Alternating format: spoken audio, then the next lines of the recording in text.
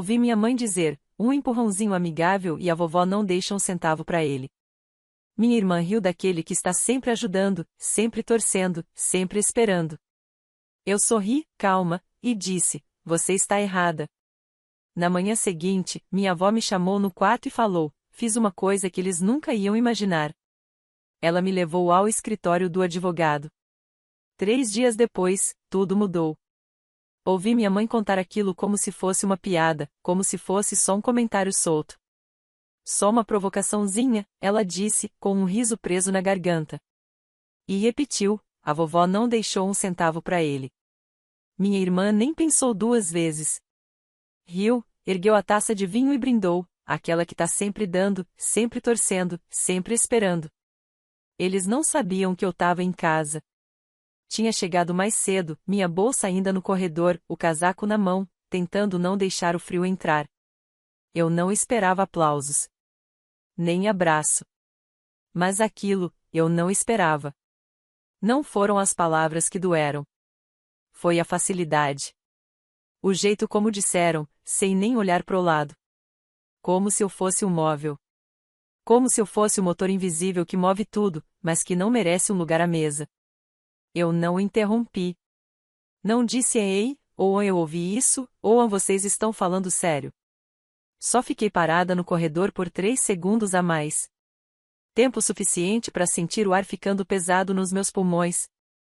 Aí entrei na sala com o sorriso mais calmo que consegui fazer. Você está errada, eu disse.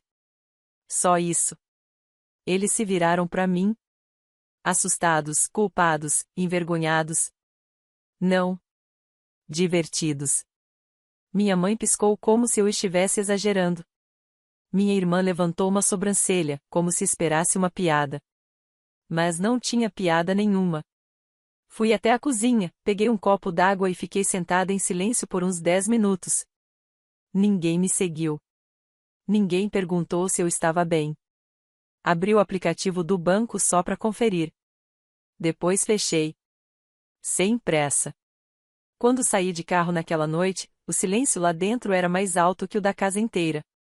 Eles acharam que eu estava sendo sensível. Eles não entenderam. Não perceberam que uma linha tinha sido cruzada. Silenciosa, calma, irreversivelmente. E não era a primeira vez. Isso foi o que mais doeu. Naquela noite, deitada no sofá do quarto de hóspedes da minha avó, olhando pro teto, tinha algo em mim que se recusava a desligar. Eu não sentia raiva. A raiva teria sido mais fácil. Eu me sentia desperta. Como se tivesse saído de uma caverna e, pela primeira vez, visse tudo como realmente era. A voz da minha irmã continuava ecoando na minha cabeça. Para aquela que tá sempre dando, sempre esperando, sempre esperando. Eu costumava acreditar que havia bondade. Que talvez, se eu desse bastante, se eu mantivesse a esperança, se eu esperasse o suficiente, eles me veriam. De verdade. Mas eles não viram. Eles viram uma utilidade. E uma vez que você vê isso, que o véu levanta, você não consegue mais desver. Comecei a ligar os pontos. Toda vez que eu ajudava, eles transformavam isso em dívida. Como quando eu paguei pela cirurgia de emergência do meu pai, e eles disseram na igreja que ele fez hora extra para conseguir pagar. Ou quando banquei o intercâmbio da minha irmã, e ela contou pro noivo que os nossos pais fizeram sacrifícios pelos sonhos dela. Eles me apagaram em tempo real. E o pior. Eles gostaram de fazer isso. Lembrei da voz da minha mãe, 2 natais atrás, dizendo para tia Bernice que eu simplesmente não era material de liderança, quando me ofereci para organizar a logística das festas. Lembrei do casamento do meu irmão, onde eu fui o padrinho mas não fui mencionado uma única vez no discurso. Nem como irmão, nem como amigo, nem como a pessoa que pagou o jantar de ensaio. Lembrei de estar sentado na última fila no velório do meu tio, porque aquela parte era para a família próxima. Mesmo tendo sido eu quem levou a vovó até lá. Mesmo tendo passado a noite com ela, ajudando no luto. A verdade estava por toda parte. Como radiação de fundo. Como mofo escondido nas paredes. Como veneno na água. Eles não tinham apenas me esquecido. Tinham construído toda uma dinâmica familiar baseada na minha exclusão. porque era fácil me deixar de fora. Eu não discutia. Eu não corrigia. Eu só continuava pagando as contas e esperando por um obrigado que nunca veio. E agora, a vovó a doce vovó de olhos atentos era um novo campo de batalha. A herança. Os sussurros. O jogo. Eles achavam que estavam jogando xadrez. Não perceberam que eu deixei de ser peão faz muito tempo. Acordei antes do sol nascer. Encontrei minha avó sentada no cantinho da cozinha, fazendo palavras cruzadas, como sempre. Sem maquiagem. Sem pressa. Só ela e o silêncio. Ela olhou para mim e disse: "Você ouviu eles, né?" Assenti com a cabeça. Ela não pediu desculpas. Não precisava. Em vez disso, disse algo que me desmontou. Fiz algo que eles nunca vão perceber. Pisquei. Ela fechou o jornal, se levantou e saiu andando pelo corredor. Fui atrás. Ela abriu o armário e pegou o casaco de lã, aquele das manhãs frias, aquele que ela usava quando estava falando sério. Virou-se para mim e disse: "Entra no carro." Sem perguntas. Sem conversa fiada. Ela nem disse para onde estávamos indo. 18 minutos depois, estávamos no estacionamento de um escritório de advocacia. Lá dentro, tudo cheirava a papel novo e móveis polidos. A recepcionista a cumprimentou como se fosse uma dama da realeza. "Senhora Delaney", disse ela, sorrindo. Pontual, como sempre. Fomos levados até uma sala de reuniões com paredes de vidro. O advogado dela já estava lá, sentado. Documentos espalhados na mesa. "Só precisa de uma assinatura", ele disse, olhando direto para mim. Fiquei em choque. Não pelo dinheiro. Nem sabia quanto era. Mas porque alguém, finalmente, me olhou e viu valor. Não conveniência. Não culpa. Não dívida. Valor. Eles nunca veriam isso. Porque, para eles, eu sempre fui um fantasma. Um sistema de apoio. Uma cadeira a mais na mesa que ninguém se importava em empurrar. Mas eles esqueceram de algo essencial. Fantasmas têm memória. E eu não assinei por causa da herança. Assinei pela verdade. Pelo primeiro tijolo no muro que eu estava pronto para construir entre mim e todos os anos que eles me apagaram. 3 dias depois, os tremores começaram. Mas ninguém sabia de onde vinham. Ninguém sabia o que ela tinha feito. Nem mesmo minha mãe tinha ideia do quão perto estavam de perder tudo que achavam que tinham garantido. Porque agora eu enxergava o padrão. E eu não seguia mais ele. No começo, eles nem notaram o silêncio. Essa é a coisa sobre parasitas: eles não sentem quando o cordão umbilical é cortado, só quando o sangue para de correr. 3 dias depois daquele escritório, voltei para o meu apartamento. Me sentei com um bloco de notas amarelo. E comecei a desenhar o meu próprio mapa. Meu próprio plano. Minha liberdade. No centro de tudo, lá estava eu, o eixo. Ao meu redor, cada ponto de contato, cada fio ao qual eles se agarravam. Hipoteca, serviços de streaming, seguros, contas de luz e água, planos de celular, armazenamento em nuvem, software de imposto de renda, Wi-Fi, gerenciador de senhas. Eu não era uma pessoa, para eles. Eu era infraestrutura. E fui eu quem construiu tudo isso. O pior. Fui deixando que isso acontecesse, ano após ano. Pequenas decisões que pareciam inofensivas. Colocar todo mundo no meu plano família? Claro. Pagar o TurboTax para não perder o prazo de envio? Tudo bem.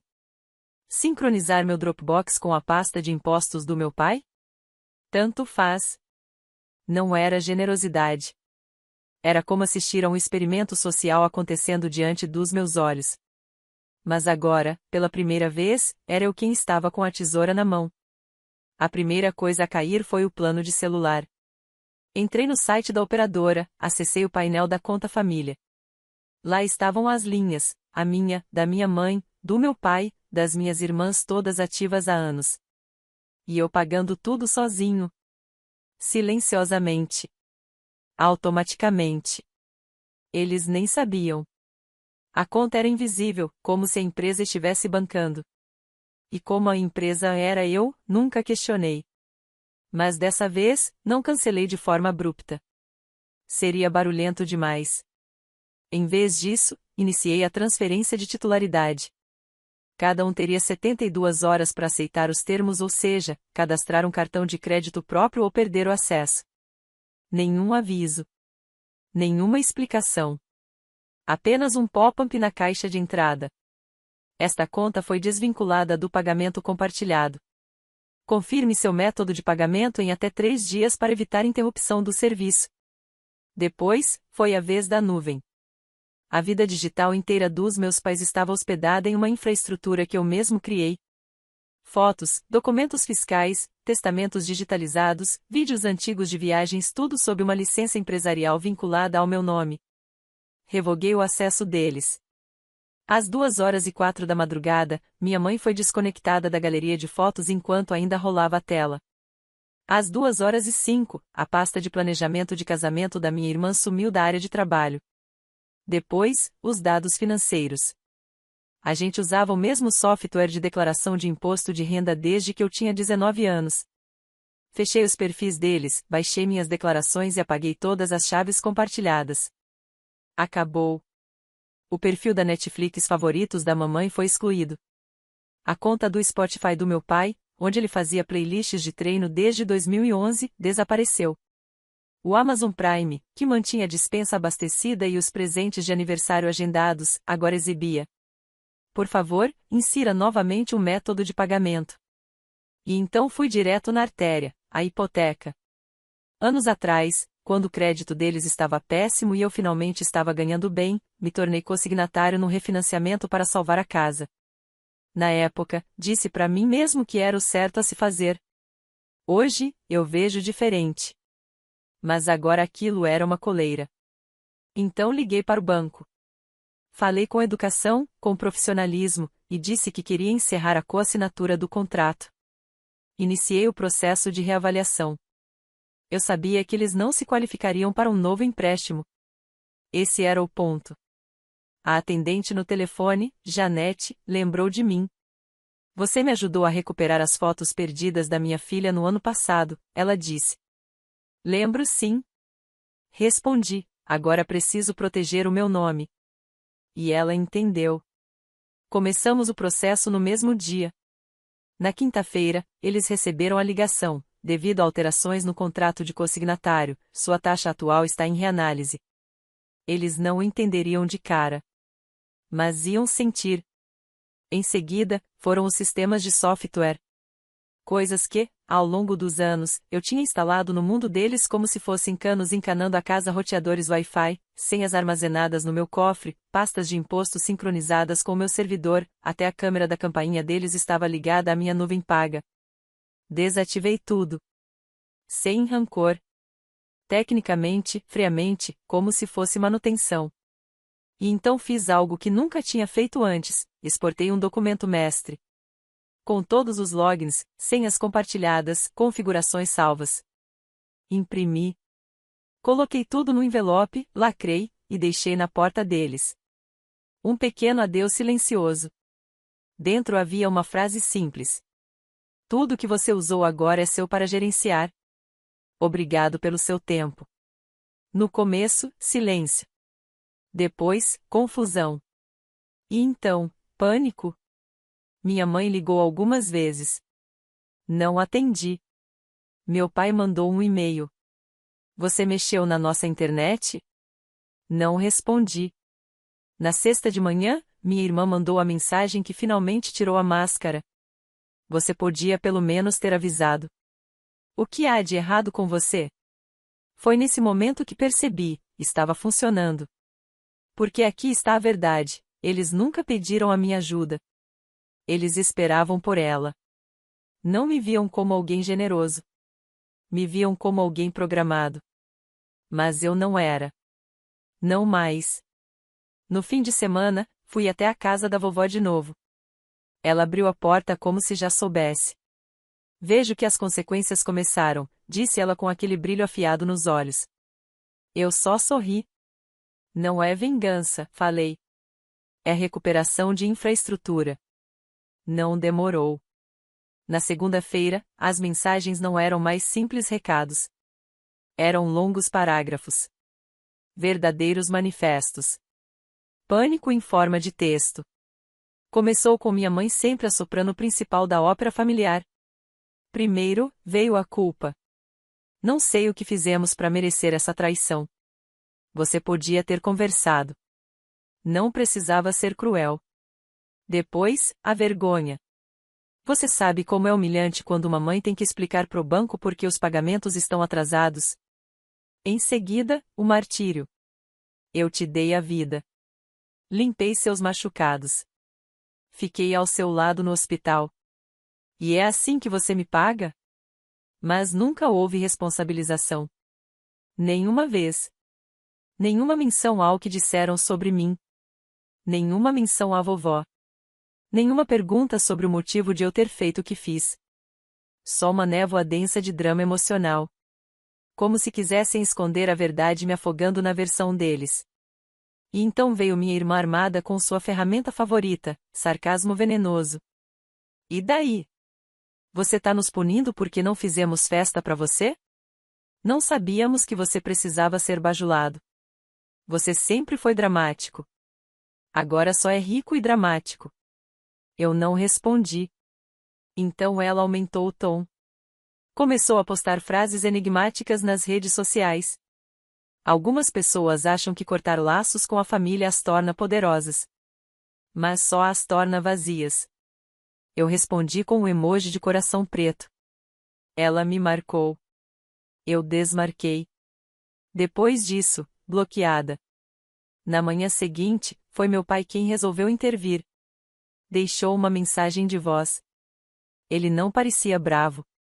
Parecia ensaiado. Filho, acho que todos nós perdemos de vista o que realmente importa aqui. Somos uma família. E famílias erram, mas não se abandonam. Pausa. Estamos dispostos a te perdoar. Essa parte me fez rir. Alto. Reproduzi de novo só para ter certeza. Te perdoar. Essa agora era a nova versão da história. Eles me colocaram no papel do sabotador. O instável. O filho rebelde que fez birra, queimou a ponte e saiu batendo a porta para se sentir superior. Estavam reescrevendo a narrativa rápido e em público. Na quarta-feira, até a Mutual, antiga seguradora da família, começou a me mandar mensagens. Um amigo velho da família me mandou uma DM. Não sei o que aconteceu, mas sua mãe disse que você está passando por um momento difícil. Se quiser conversar. Outro me encaminhou o boletim da igreja por e-mail. Um parágrafo na seção de anotas da comunidade dizia: Oremos pela família Delaney, que enfrenta desafios com um filho adulto em dificuldades. Em dificuldades. Essa era a palavra. Não foi em desentendimento. Não foi em limites. Foi luta, crise, fragilidade. Porque, para eles, independência parece colapso.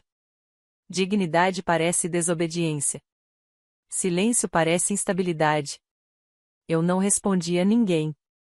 Não por fraqueza, por precisão. Qualquer resposta validaria a versão deles. Então fiquei em silêncio. E aquele silêncio os enlouquecia. Na sexta-feira, as ligações começaram a vir em ondas. Números bloqueados. Privados. Aleatórios. Depois, mensagens de voz como essa, da minha mãe. Você se acha tão inteligente, tão acima de todos nós. Mas não é. Ainda é aquele garotinho quebrado que chorava quando seu Lego desmontava. Ela gritava. Gritava sobre dinheiro, sobre respeito, sobre como ninguém vai te amar como a família ama. Terminou com: Você acha que a vovó te ama mais do que a gente? Só espera. Você vai ver. Foi ali que eu tive certeza, eles sentiram a mudança. Eles não sentiam minha falta. Sentiam falta do que eu dava. E agora que a torneira secou, estavam se debatendo. Tentando preencher o vazio que deixei com barulho, com caos, com drama. No sábado de manhã, vovó ligou. Ela não perguntou como eu estava. Disse apenas: Eles sabem que alguma coisa está errada. Só não sabem o que. Perguntei o que ela queria dizer. Ela me contou que tinha recebido uma visita. Minha mãe. Em lágrimas. Fazendo perguntas como: ele disse alguma coisa? Ele te deixou algo? Você está segura? Segura. Que ironia. Eles transformaram uma herança de família em um campo de batalha. Queriam saber o que a vovó tinha mudado, porque sentiam. Sentiam. Só não sabiam ainda como. Desconfiavam de mim, claro. Mas ainda acreditavam que podiam enganá-la. Foi nesse ponto que as ligações começaram a vir com peso legal. Literalmente. Uma mensagem de voz do meu tio que nem estava diretamente envolvido dizia: talvez devêssemos conversar com um mediador. Só para evitar qualquer escalada. Eu não respondi. 2 horas depois, meus pais apareceram no meu prédio. Não deixei eles entrarem. Ficaram esperando no saguão por 90 minutos e deixaram um bilhete colado na porta. Não te criamos para ser assim. Você está machucando sua família. Volte para casa. Volte para casa. Como se a casa ainda fosse um lugar seguro.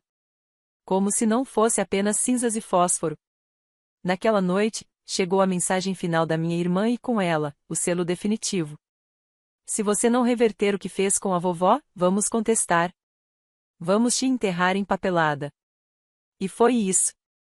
A máscara caiu. As garras saíram. E pela primeira vez na minha vida, eu não senti medo. Porque, no momento em que você deixa de precisar do amor deles, eles perdem todo o poder. Eles não tinham mais nada. Nenhuma lealdade. Nenhuma humildade. Nenhum pedido de desculpas. Só desespero maquiado de retidão. E agora, a balança havia mudado para sempre, porque eu não respondi. Eu não me expliquei. Eu não pedi desculpas. Encaminhei a mensagem para o advogado da vovó e fui dormir. Eles haviam construído a mentira como uma fortaleza, sólida, polida, impecável diante do público, com sorrisos ensaiados, eventos beneficentes, suéteres combinando e uma estética de rede social que gritava: união. Mas se esqueceram de algo fundamental. Fortalezas só funcionam quando você não tem os projetos. E eu tinha todos os projetos. Eu não buscava vingança. Nem queria atenção. Mas quando meu nome apareceu em uma reunião do comitê da igreja mencionado como alguém afastado por problemas de saúde mental, eu soube que era hora de agir. Não com raiva. Não em voz alta. Com precisão. Se eles queriam espalhar a versão deles na praça pública, eu colocaria os recibos na parede ao lado. Tudo começou com um e-mail. Educado. Direto. Para o conselho da igreja onde meus pais haviam feito seu desfile de santidade. Assunto: correção sobre declaração referente à família Delaney. Em anexo. Uma carta autenticada do advogado da vovó confirmando a mudança na herança. Capturas de tela de mensagens da minha mãe e da minha irmã cheias de ameaças, acusações e o já famoso vamos te enterrar empapelada. Um cronograma detalhado das contribuições financeiras que fiz nos últimos 5 anos, coassinaturas de hipotecas, pagamentos de mensalidades, assinaturas canceladas, tudo carimbado com datas e horas. Sem comentários. Sem ataques. Apenas fatos. O e-mail terminava com uma simples solicitação. Peço respeitosamente que o conselho se abstenha de espalhar narrativas falsas sobre minhas decisões pessoais. Minha separação da família não se deve a questões de saúde mental, mas a um histórico contínuo de maus-tratos. Documentação anexa. Por favor, deixem que a verdade prevaleça onde antes foi plantada a ficção. Então esperei. Mas não por muito tempo. 2 dias depois, o próprio pastor me respondeu. Curto, direto. Agradecemos sua clareza. Sua mensagem foi revisada por todo o conselho. Lamentamos os comentários anteriores. Por favor, considere este assunto formalmente encerrado. Formalmente encerrado. Exceto fora daquela sala. Lá, tudo estava apenas começando. Depois veio a parte da empresa. O escritório de contabilidade do meu pai há anos se beneficiava de um depoimento elogioso no meu portfólio profissional. Infraestrutura pro ONU, consultoria, revisão de segurança cibernética, migração de dados de clientes. Eu tinha escrito aquilo numa época em que ainda buscava aprovação. Apaguei. E substituí por uma nota. Esta conta de cliente foi encerrada devido a abuso de apoio pessoal e deturpação maliciosa de relacionamento. Não foi por rancor. Foi profissional. Foi merecido. Meu pai ligou em poucas horas. Deixou um correio de voz. Claro que isso é difamação. Você está sabotando tudo que eu construí. Você não pode simplesmente sair dizendo essas coisas para as pessoas. Mas eu não disse nada.